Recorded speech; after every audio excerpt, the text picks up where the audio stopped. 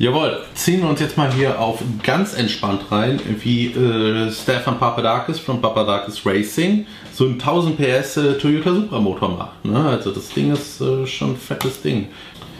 So, wir machen das ohne den Sound von denen, weil der quatscht die ganze Zeit so viel. Er begrüßt sich immer. I'm Stefan Papadakis from Papadakis Racing. Jawohl, die bauen jetzt diesen relativ geilen 2JZ Motor, der einfach von der Grundsubstanz, so das fettes Gussschwein, richtig heftiger, brutaler Block ist, wie ihr alle weiß. Das Ding drückt richtig viel Leistung original so weg. Viele wissen das vielleicht nicht. Der ist eben aus einem Stück gegossen. Also das ist nicht irgendwie ein Alublock, wo ein Liner drin ist, der reißen kann, sondern das ist einfach einmal Vollmaterial Guss. Und deswegen ist das so stabil, wiegt aber eben auch 1 Million Tonnen und wäre für den richtigen Motorsportbereich wirklich nicht optimal. Beschichtete Kolben, wie man sieht. Okay, er misst nochmal die Kolben nach. Aha, das ist immer gut. Da habt ihr gesehen, diesen Punkt, der an den Kolben war, da soll man messen. Das ist deswegen da. Die 1 Million Euro Sun-Uhr, die einfach 3 Meter lang ist, die braucht man so lang, um die Hauptlagergassen ordentlich messen zu können.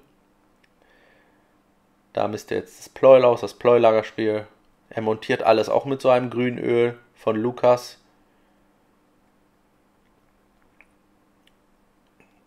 Diese Clipse sind einfach nur Zerstörung der Finger und Nerven, Alter. Ich hasse diese Dinger.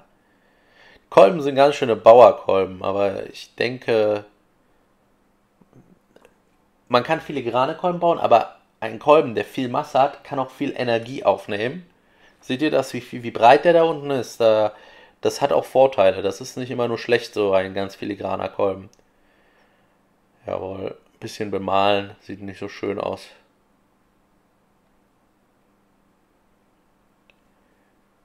Die Kolbenringe finde ich jetzt nicht so geil, aber ist okay. Jetzt misst ihr das Kolbenring-Stoßspiel. Ich tippe mal, dass der so ein Stoßspiel Topring 0,6 macht, 0,6 mm Second, vielleicht 0,5, vielleicht aber auch, denn wenn der obere Ring 0,6 hat und er wird thermisch heißer belastet, dann hat er weniger quasi, wenn der Motor läuft, aber bei hoch aufgeladenen Motoren durch den Blow-by würde sich zwischen den beiden Kolbenringen so ein Luftpolster bilden und deswegen hat man auch auf die Second-Ringe gar nicht so klein eingestellt. Seine Technik, wie er den Kolbenring aufzieht, ist interessant. Also er dreht das so drauf. Ich mache es ja so, dass ich die nehme und quasi drüber streife, weil so macht man immer Kratzer oben in den Kolben. Ich habe es auch mal gemacht. Finde ich jetzt nicht so cool, wenn man so richtig straffe Kolbenringe hat. Fette Ventiltaschen hat der Kolben. Bestimmt Mörderhub. Hauptlagerschalen rein. Das sind auch dicke Dinger.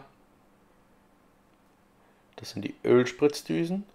Die kühlen von unten den Kolben und spritzen da eben Öl gegen. Ist sehr gut bei so Reihenmotoren. Bei den Boxermotoren brauchen wir es in der Regel nicht und wir raten auch davon ab, weil zu viel Druckverlust beim Boxermotor in der Hauptlagergasse durch diese Ölspritzdüsen entstehen. Hier sieht man, der hat zweigeteilte Führungslager. Die bestehen eben aus 2 oder aus 3 Teilen. Boah, was eine Kurbelwelle. Hebst du den Bruch.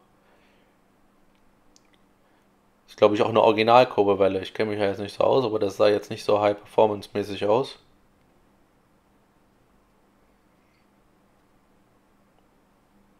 Fette Hauptlager. Das sind verstärkte Schrauben, glaube ich, von ARP.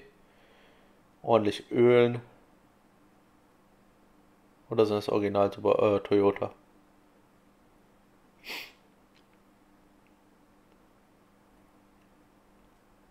Dieser Drehmomentschlüssel ist richtig geil, den hätte ich gern, der ist nämlich so geil oldschool. Das ist eine gute Sache, sich das mit der markieren mit dem Stift, wenn man gerade kein Winkelmesser zur Hand hat und geht auch schneller. Auf den Zylinder mache ich gern so eine Mischung zwischen normalem Grünöl und normales Öl, denn das ist so ein bisschen dünner und das kann man besser, das geht besser in die Nuten rein und so. Ja, jetzt achtet er darauf, dass man den Kolbenring richtig montiert.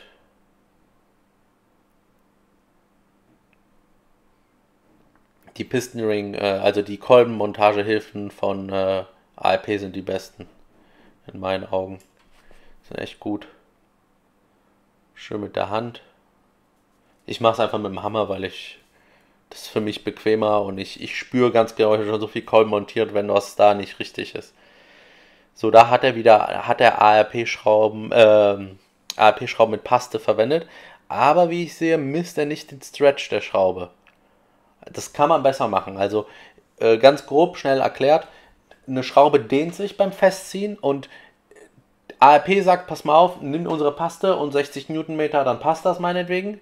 Allerdings die genaue Methode ist, die Dehnung der Schraube zu messen. Die Paste hat einen spezifischen Reibungskoeffizienten. Ja. Kanäle sind die noch original? Alter, was ein Shop. Leck mich am Arsch. Habt ihr gesehen, wie dreckig das da ist? Alter.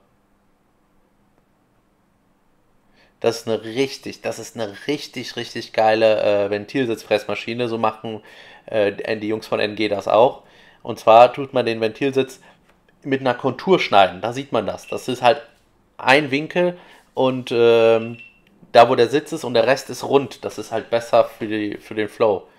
Schönes Finish, das sieht sauber aus. Da sieht man das, dass das schön rund ist. Aber die Kanäle, da haben die nicht viel gemacht. Also könnte nochmal gemacht werden. Supertech Ventiltrieb mit Titan Ventiltellern. Sehr gut.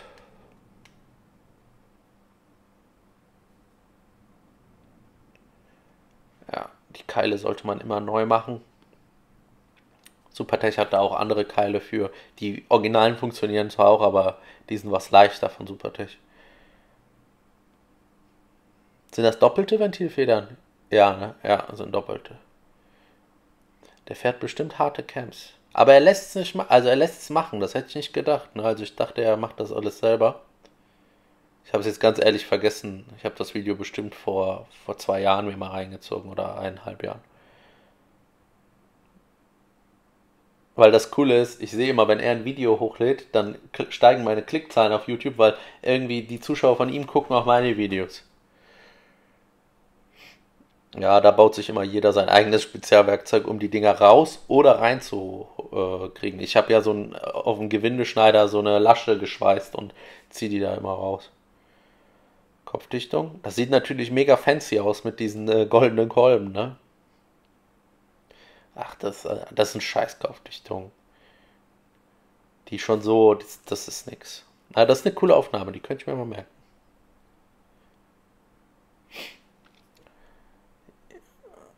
Er macht die Stehbolzen komplett im Nachhinein rein. Alter, warum hat denn der das nicht vorher gemacht? Hat er das gesagt? Ich weiß es nicht.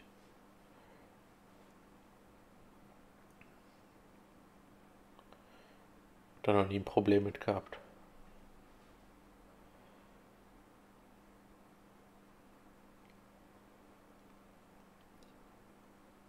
Ich glaube, der benutzt das gleiche Montageöl wie ich.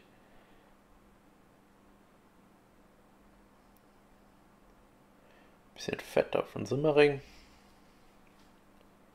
Kann auch das Montageöl nehmen. Das ist natürlich eine gute Lösung. Oh, viel zu viel Lichtmasse. Da kriege ich immer Herzinfarkt.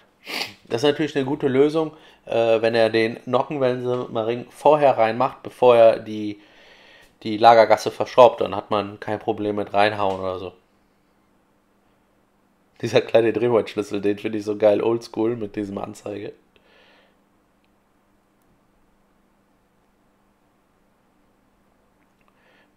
Dicke Ölpumpe. Ich hätte gedacht, dass das Ding eine Trockensumpfschmierung bekommt.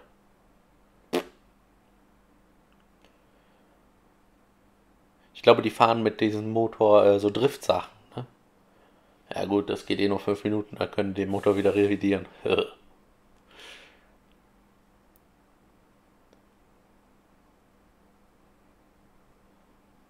Schwallblech oder was ist das? Ja, sieht nach so einem Schwallblech aus.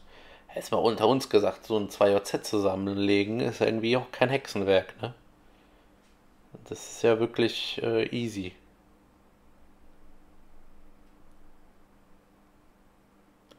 Voll den dicken Ölansaugdieter. Was ist das? Was? Der Motor hat schon Ölstandserkennungssensor gehabt. Der ist doch bestimmt 1000 Jahre alt, dieser Motor. Krass. Viel zu viel Dichtmasse. Egal. Der eine hat eben gern Silikon in seinem Öl, der andere nicht.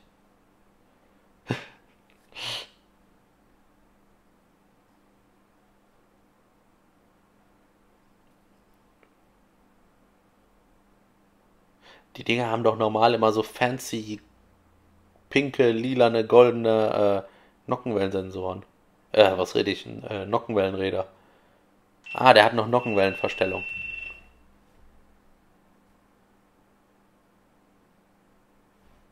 Was war das?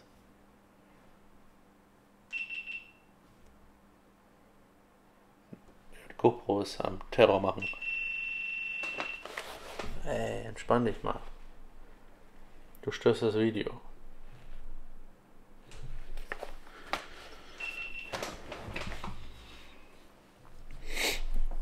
Okay. Spannelement ist auch so ultra oldschool Japan-Technik. Und was ein süßer Zahnriemen. Er ist halt schön kurz. Ne? Bei Subaru haben wir oft das Problem, diese langen Zahnriemen sind nicht so das Beste.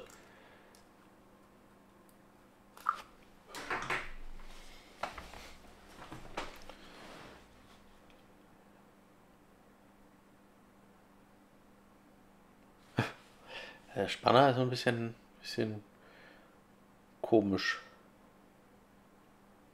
Aber krass, dass die noch die Nockenwellenverstellung fahren. Was drehen die denn? Die wollen doch bestimmt 9000 drehen oder so, oder? Mit so einem fetten Rad.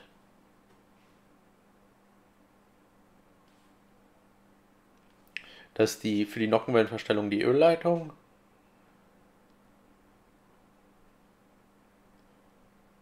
Dieser Aktor, also dieses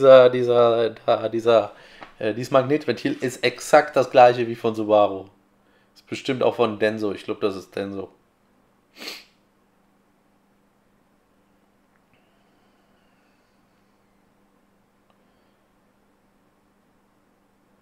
Bisschen Ventildeckel drauf machen. Fancy rote Ventildeckel. Ja, da muss ich auch immer gucken, welche Ventildichtung kommt jetzt wo drauf.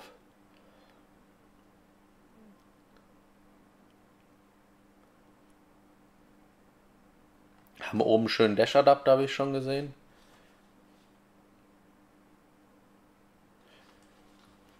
Im Motorsport, da verwendet man nicht mehr so gern diese ganzen Schläuche. Das muss eigentlich im Idealfall alles so mit Dash-Adapter und Stahlflex-Schläuchen gemacht werden.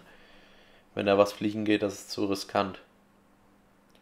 Das war, glaube ich, Öldruck oder Öltemperatursensor.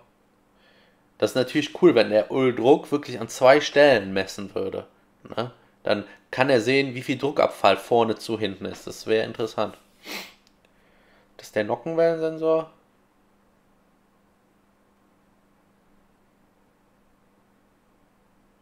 Waren das noch Original-Nockenwellen?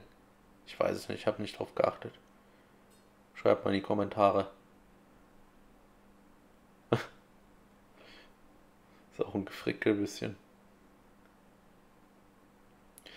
Diese Dinger, ich sag's euch immer, Fluid Damper oder Super Damper, diese ganzen gleitgelagerten, diese fluidgelagerten Kurbelwellenräder sind das Beste, was ihr eurer Hauptlagergasse und eurem Motor antun könnt. Ich schwör's euch.